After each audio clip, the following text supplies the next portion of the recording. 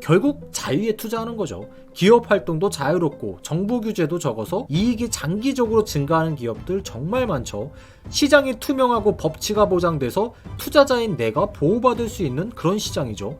창업과 혁신이 활발해서 성장주가 잘 자라나는 시장이죠. 이 모든 자유 덕분에 나라의 빈곤율이 낮아지니까 중상층 소비가 늘어나서 내수도 성장하는 시장이죠. 즉 경제에서 이 자유라는 거는 정말 중요합니다. 기업이 성장할 수 있는 흙, 저와 같은 투자자들의 돈, 즉 씨앗이 자라날 수 있는 토양이 이 모든 자유에서 나온다고 보시면 돼요. 이번 미국의 신용 강등을 이유로 세계 경제의 중심, 그리고 이제 달러 패권의 상징, 이 미국이란 나라가 요즘 참 말이 많거든요. 108년 만에 무디스한테서조차 이 미국의 신용등급을 강등당했다는 건데, 사실 이렇게 모든 주요 신용평가사들한테 모두에게 최고 등급을 상실하게 된 게 미국은 역사상 처음 있는 일이라고 하더라고요.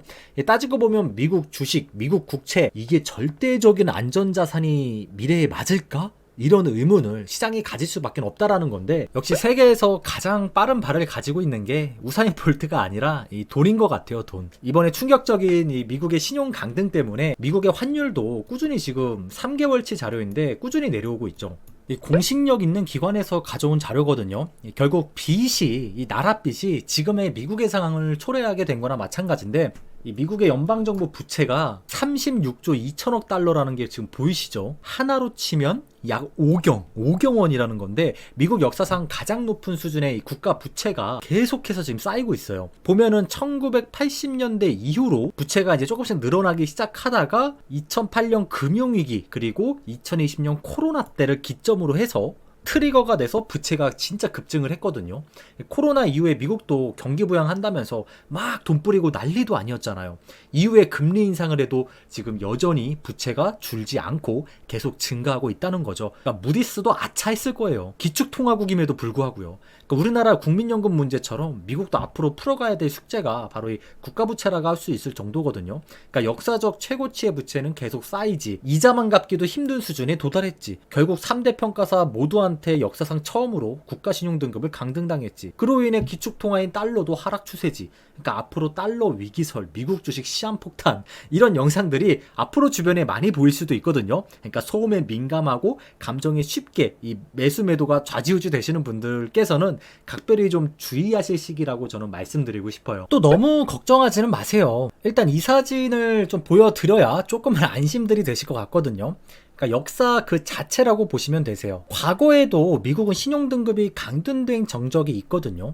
이 빨간색 선이 S&P 500 지수고요. 이 파란색 선은 미국 30년 만기 국채 수익률 지수예요. 어때요? 2011년도 때 신용등급 강등됐을 때 어떻게 움직이나요? 빨간색 선이 S&P 500 지수니까 잠깐 충격이 있긴 했지만 결국 회복했고, 시간이 갈수록 더 빠르게 회복했어요. 그리고 2023년도 이때도 신용등급 한번 강등됐었죠. 이때도 마찬가지였어요. 잠깐 충격이 있긴 했지만 결국 회복을 했다니까요. 그리고 이제 최근에 무디스 사건이 있죠. 그래서 저도 결국 미국이, 그리고 자산시장이 충분히 이겨낼 거라고 생각이 들더라고요. 그래서 전 굉장히 좋은 뭔가 저가 매수 기회라고 생각을 하면서 주워 담고 있거든요. 그러니까 제 말이 꼭 정답이 될 수는 없지만 달팽이처럼 생각하는 사람도 있구나, 이 정도로 봐주시면 감사할 것 같아요. 사실 이번 무디스 강등이 어쩌면 또 나비 효과가 돼서 경제에 어떤 반응을 불러올지 우린 알 수 없는 거잖아요. 일단 뭐 트럼프의 기조가 중요하겠죠, 여러분. 일단 우리가 쉽게 예상할 수 있는 트럼프의 남탓, 책임 회피, 특히 바이든을 많이 탓할 거예요. 내가 전에 대통령이었을 때 미국은 세계 최강이었다. 신용 등급도 완벽했다. 지금 이 사태는 바이든의 무책임 때문이다. 이렇게 또 탓을 할 거란 말이에요. 또 과거에도 그랬던 것만큼 신용평가사들한테도, 무디스겠죠. 무디스한테도 욕을 날리겠죠. 너넨 정치적이고 조작된 판단을 하고 있다, 이러면서요.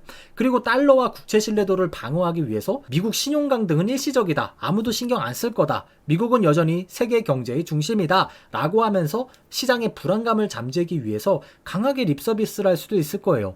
그리고 제일 중요한 건요, 바로 트럼프의 관세에 대한 스탠스 아닐까요? 두 가지 선택지가 아마 있을 거예요.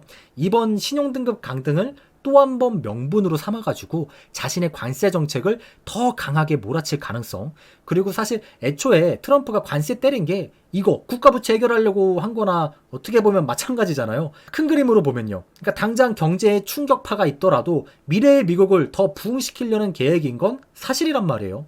하지만 혹시 또 몰라요. 주식과 경제가 저는 이래서 참 재밌거든요. 이게 무슨 말이냐면 과연 트럼프가 저렇게 관세를 말도 안 되게 때리면 부채가 정말 해결될까라는 거죠. 사실 이 경제라는 게 한 가지만 바꾼다고 해서 모두 다 좋아지진 않잖아요.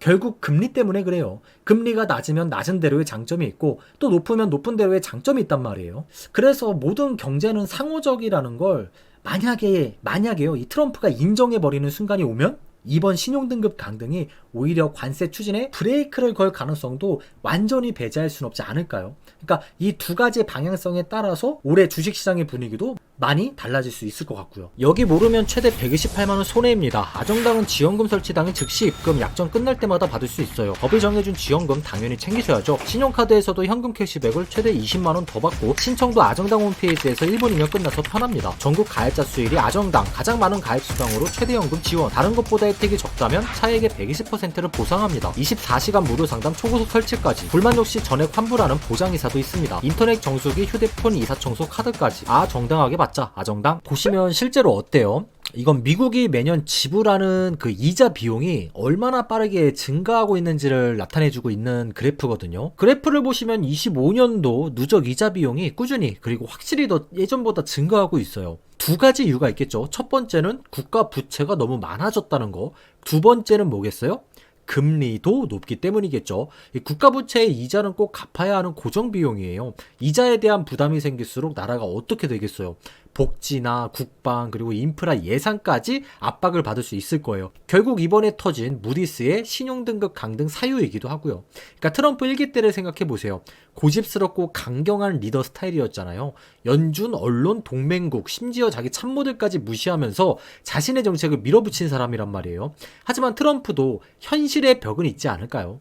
국가의 이자 비용 폭증이라는 이러한 현실의 벽이요. 왜냐하면 관세 정책도 결국 경제 전반에 영향을 주는 도미노 같은 정책이잖아요. 또 정치인이라 여론을 무시할 수는 있어도 시장 금리는 무시하지 못할 거예요. 이런 식이면 분명 시장과 연준도 트럼프에게 더 저항하는 모습을 보여주지 않을까요? 일각에선 연준을 트럼프의 눈치만 보는 사람, 집단 이렇게 폄하하는 경우도 있는데 사실 저는 반대로 생각하거든요. 트럼프는 연준을 공격할 수는 있어도요, 컨트롤할 수는 없다고 저는 생각이 들더라고요. 가끔 트럼프가 연준을 쥐고 흔든다 이렇게 생각할 수도 있겠지만 실상은 연준이 시장을 통해 조용히 금리로 복수하는 편이죠. 이 복수라는 표현이 적합할진 모르겠지만 결국 트럼프의 이미지, 시장은 내가 통제한다 이런 이미지에 균열을 주는 건 연준이란 말이에요. 이러면서 해외 투자자들에게 연준은 안도감도 주고 독립성과 신뢰도를 더 강화할 수 있는 게 또 이게 연준이고요. 그러니까 이번 미국의 신용등급 강등이 앞으로 미국에 그리고 금리에 그리고 트럼프한테 과연 어떤 나비 효과를 가져다 줄지 이것도 우리 모두가 지켜보는 재미도 있을 것 같아요. 마지막으로 한 가지 재밌는 자료가 또 있더라고요. 어떻게 보면 제가 미국 시장에도 투자하는 진짜 이유라고나 할까요? 이 경제적 자유와 극빈층 비율의 관계를 보여주는 자료거든요. 경제적 자유도가 낮은 나라, 이 왼쪽부터 경제적 자유도가 높은 나라, 이 오른쪽까지 결국 모든 국가들을 경제적 자유도 수준에 따라서 4등분을 한 자료거든요. 경제적 자유가 좋은 나라와 나쁜 나라의 차이가 정말 어마어마하죠. 결국 경제적 자유도가 높은 나라일수록 힘든 사람이 적고 경제적 자유도가 낮은, 예를 들어 북한 같은 나라겠죠. 경제적 자유가 낮은 나라일수록 힘든 사람, 극빈층의 비율이 압도적으로 높다는 게 확인이 되실 거예요. 사실 어떻게 보면 요즘 투자하기 얼마나 좋은 세상이에요. 집에서도 비행기 타고 수십 시간을 가야 하는 나라들 주식까지 편하게 집에서 손가락 하나 까딱 움직여서 살 수 있는 시대잖아요. 그러니까 제가 미국 주식에도 투자하는 이유가요. 결국 자유에 투자하는 거죠. 기업 활동도 자유롭고 정부 규제도 적어서 이익이 장기적으로 증가하는 기업들 정말 많죠. 시장이 투명하고 법치가 보장돼서 투자자인 내가 보호받을 수 있는 그런 시장이죠. 창업과 혁신이 활발해서 성장주가 잘 자라나는 시장이죠. 이 모든 자유 덕분에 나라의 빈곤율이 낮아지니까 중상층 소비가 늘어나서 내수도 성장하는 시장이죠. 즉 경제에서 이 자유라는 거는 정말 중요합니다. 기업이 성장할 수 있는 흙, 저와 같은 투자자들의 돈, 즉 씨앗이 자라날 수 있는 토양이 이 모든 자유에서 나온다고 보시면 돼요. 그러니까 우리 달팽이 구독자분들께서도요, 이번 미국의 신용 강등을 이유로 팔 생각만 너무 하시는 것보다는 이 또한 기회로 보고 씨앗을 잘 심어갈 수 있는, 좀 숲을 보실 수 있는 그런 현명한 투자자분들이 훨씬 더 많아지셨으면 좋겠습니다. 구독자분들이 잘 되셔야 저도 잘 되는 거니까요. 이 가난한 나라, 규제가 심한 나라에선 부자 되기 힘들어도요, 자유로운 나라에선 적어도 복리의 기회라도 많다는 거예요. 오늘 영상도 끝까지 시청해 주셔서 너무 감사드리고요. 조금이나마 도움이 되셨다면 좋아요와 구독, 꼭 알람 설정까지 부탁드리겠습니다. 행복한 한 주 되시기 바랄게요. 모두의 계좌가 붉게 타오르길 희망하면서 다음에도 더 유익한 영상으로 찾아뵙도록 하겠습니다. 감사합니다.